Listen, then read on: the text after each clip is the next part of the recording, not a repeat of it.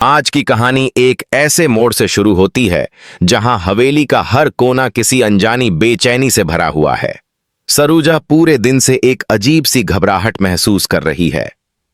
दिल में एक ऐसा बोझ है जो उसे सांस लेने नहीं दे रहा। उसे लगता है कि अब अगर उसने सच नहीं बताया तो वो हमेशा के लिए टूट जाएगी। हवेली की पुरानी दीवारें भी जैसे उसके दिल की धड़कन सुन रही हों। दादी सा सुबह से ही कुछ समझ नहीं पा रही थीं। उन्हें महसूस हो रहा था कि घर में कोई ऐसी बात छुप रही है जो सभी को प्रभावित कर सकती है। उनके चेहरे पर गहरी चिंता साफ दिखाई दे रही थी। कमीनी अपनी तरफ से पूरी कोशिश कर रही थी कि उसकी चालें सामने न आएं। वो बाहर से शांत दिख रही थी, लेकिन अंदर ही अंदर डर उसके दिल को दबा रहा था।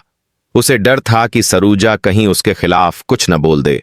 सरूजा कमरे के बाहर खड़ी थी और सोच रही थी कि वह इस बात को और कितना छुपा सकती है। उसकी आंखों में पानी भर आया था, पर उसने उन्हें पोंछकर खुद को संभाला। उसकी चाल धीमी थी, पर दिल में फैसले की मजबूती थी। तभी एक नौकरानी आती है और बताती है कि दादी सा ने उसे बुलाया है। सरूजा का दिल जोर से धड़कने लगा। वह सोचने लगी कि क्या यह सच बोलने का सही समय है या नहीं, लेकिन अब पीछे हटने का कोई रास्ता नहीं था। वह धीरे धीरे चलकर दादी सा के कमरे के पास पहुंचती है। कामिनी दूर से सब देख रही थी।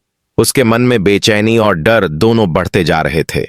उसे लगा कि अगर सरूजा ने आज सच बोल दिया तो उसकी सारी चालें खत्म हो जाएंगी। सरूजा अंदर जाती है और दादी सा के सामने खड़ी हो जाती है। उसके होंठ थरथरा रहे थे। वह बोलना चाहती थी, पर शब्द जैसे गले में अटक गए थे। दादी सा उसके चेहरे को देखकर समझ जाती हैं कि कुछ बहुत गंभीर बात है। सरूजा की आंखें नम हो जाती हैं। वो हाथ जोड़कर खड़ी होती है और मन में सोचती है कि अब चाहे कुछ भी हो जाए, सच को सामने आना ही चाहिए। हवेली की हवा भी जैसे रुक गई थी और कामिनी का दिल तेजी से धड़क रहा था। आज पहली बार इतने दिनों से दबा सच बाहर आने के बिल्कुल करीब था और हर कोई अपनी अपनी सोच में उलझा हुआ था। जब सरूजा ने दादी सा के सामने खुद को संभाल कर बोलना शुरू किया तो उसकी आवाज पहले हल्की और कांपती हुई थी, लेकिन कुछ ही पल बाद उसमें एक अलग तरह का साहस आ गया। उसने कहा कि वह अब और चुप नहीं रह सकती, क्योंकि चुप रहकर वह खुद को ही नहीं बल्कि पूरे परिवार को धोखे में रख रही है। दादी सा ध्यान से उसकी हर बात सुन रही थीं।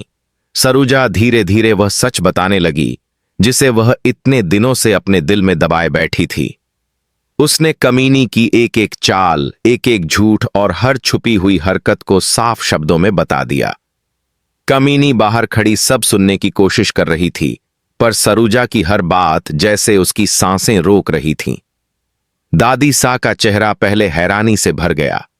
उन्हें यकीन नहीं हो रहा था कि कमीनी, जिसे वह हमेशा अपनी बेटी जैसा समझती थीं, इतनी बड़ी सच्चाई उनसे छुपा सकती है।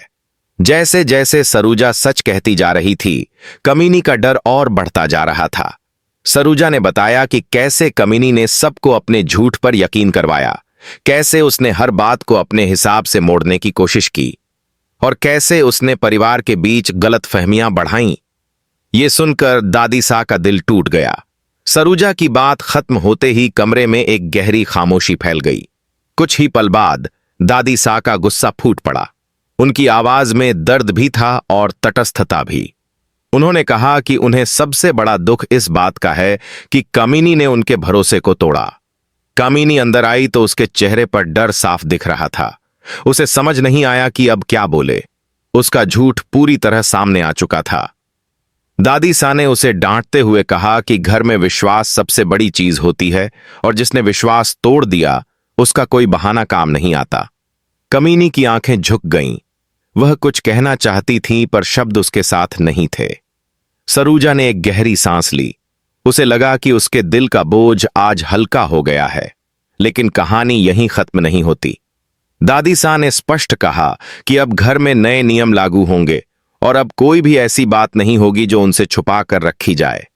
कमीनी मन ही मन सोचने लगी कि अगर उसे इस स्थिति से निकलना है तो उसे एक नई चाल चलनी पड़ेगी। वह हार मानने वाली नहीं थी। उसका दिमाग अगली योजना बनाने में लग चुका था। यह नया मोड़ आने वाले समय में पूरे परिवार की किस्मत बदलने वाला था और आने वाले ट्विस्ट की शुरुआत यहीं से हो चुकी थी। कमीनी पर लगे इल्जामों के बाद हवेली का माहौल पूरी तरह बदल चुका था। हर तरफ एक अजीब सी शांति थी, जैसे कोई तूफान आने से पहले का सन्नाटा। दादी सा के फैसले के बाद घर के हर सदस्य ने कमीनी को अलग नजरों से देखना शुरू कर दिया था। सरुजा अपने कमरे में बैठी हर पल हुई बातों को याद कर रही थी। उसे महसूस हो रहा था कि उसने सही किया, लेकिन उसके मन में एक डर भी था कि कमीनी इतनी आसानी से हार मानने वालों में से नहीं है। हवेली के आंगन में हवा धीरे धीरे चल रही थी, पर उस हवा में भी तनाव साफ महसूस हो रहा था। कमीनी अपने कमरे में बैठी थी। उसका चेहरा उतरा हुआ था, पर उसकी आंखों में एक अलग चमक थी। वह जानती थी कि अब उसे कोई बड़ी चाल चलनी होगी ताकि वह फिर से हवेली में अपना स्थान बना सके। उसके मन में कई तरह के विचार घूम रहे थे। उसे लग रहा था कि वह सारुजा की वजह से इस हालात में पहुंची है और अब वह हर हाल में अपनी हार को जीत में बदलना चाहती थी। दूसरी तरफ सरुजा सोच रही थी कि अब शायद शांति लौट आएगी, लेकिन उसे महसूस हो रहा था कि यह अब भी शुरुआत है। हवेली में चल रहे माहौल को देखकर उसे लग रहा था कि कमीनी कुछ बड़ा कर सकती है। उसकी यह बेचैनी हर पल बढ़ती जा रही थी। वो अपने मन को समझा रही थी कि उसने सच कहा, इसलिए उसे किसी बात से डरने की जरूरत नहीं, पर दिल की धड़कनें उसे कुछ और ही बता